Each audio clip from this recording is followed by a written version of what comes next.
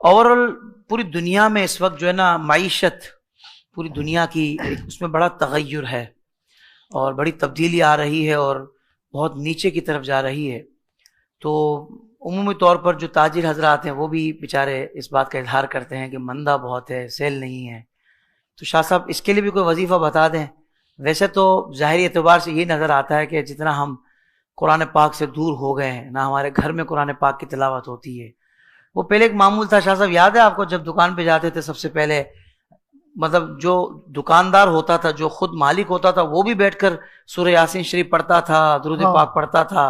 اور پھر پوری یقین کے ساتھ کہ بھائی اب پورا دن ماشاءاللہ آج ہرا بھرا رہے گا، اور پھر بھی اگر بکنی نہ ہو، اس طرح سیل نہ ہو، تو پھر بھی شکر ادا کر کے جاتا تھا، اللہ تیرا شکر ہے عزت کے ساتھ بیٹھ کر ہم نے یہاں کام کیا ہے جو بھی کیا ہے. تو حضرت یہ بتائیں کہ محرکات کیا ہیں، وجوہات کیا ہیں کہ آج سیل بھی کم ہو گئی ہے، تجارت بھی بہت کم ہو گئی ہے، اور مندہ بہت زیادہ لگ گیا ہے، معیشت بہت ڈاؤن ہو رہی ہے، اجتماعی طور پر بھی اور انفرادی طور پر بھی بندے پریشان ہیں. تو اس کا بھی کوئی وظیفہ ہو وہ بھی ارشاد فرما دیں. آپ نے بالکل صحیح فرمایا کہ اس وقت فی زمانہ ہمارے سامنے پوری کنٹری میں، دنیا میں یہ عالم ہے جی کہ بہت زیادہ، اور پاکستان میں، اور یقین جانیں جب ہم ابھی عمرے پر جانا ہو حرمین طیبین، جب ہمیں پتہ چلتا ہے کہ ہمارے ہندوستان سے جو مسلمان بھائی آئے جی تو ان کا حج کا پیکیج 90,000 تھا. افغانستان سے آنے والوں کا پیکیج وہ بھی اس کی نسبت، بنگلہ دیش سے آنے والے،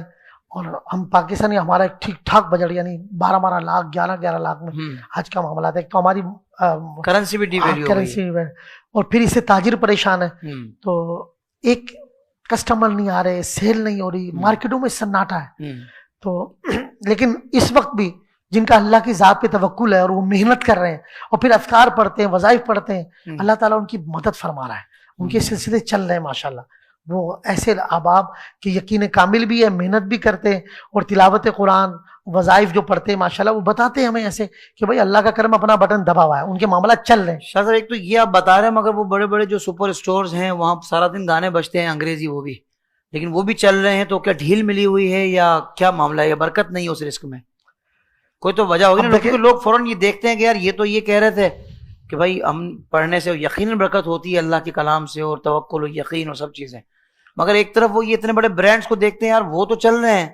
تو وہ اس رزق کے بارے میں آپ کیا کہیں گے؟ حافظ صاحب جہاں پہ حرام ہو، دیکھیں کئی لوگ سودی کاروبار کر رہے ہوتے ہیں، جی ان کو بڑی فراوانی ہے ظاہری سود اعتبار پر، معاذاللہ وہ سمجھتے ہیں کہ بظاہر، لیکن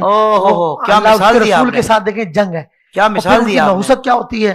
کہ اولاد سرکش اور نافرمان ہے، ان کے پیسوں میں برکت نہیں ہے، اور معاذاللہ یہ تو برے خاتمے کے اسباب میں سے ہے. اور میں سمجھتا ہوں کہ مومن کے لیے سب سے بڑا خزانہ ایمان ہے. تو جب آپ کا ایمان ہی ختم پڑ جائے گا تو ایسی دولت کو کیا کرنا ہے نا. اس نے کیا خوب کہا ہے کہ مال سلامت ہر کوئی منگے، ایمان سلامت کوئی نہ ہو. تو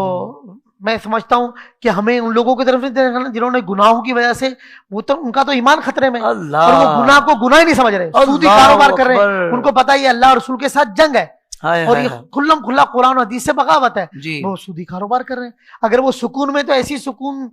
تو آپ کے جوتے کی نوک پر ہے. کیا کہنے شاہ جی، سلامت. اسی طرح اگر کہیں گانے بازوں کی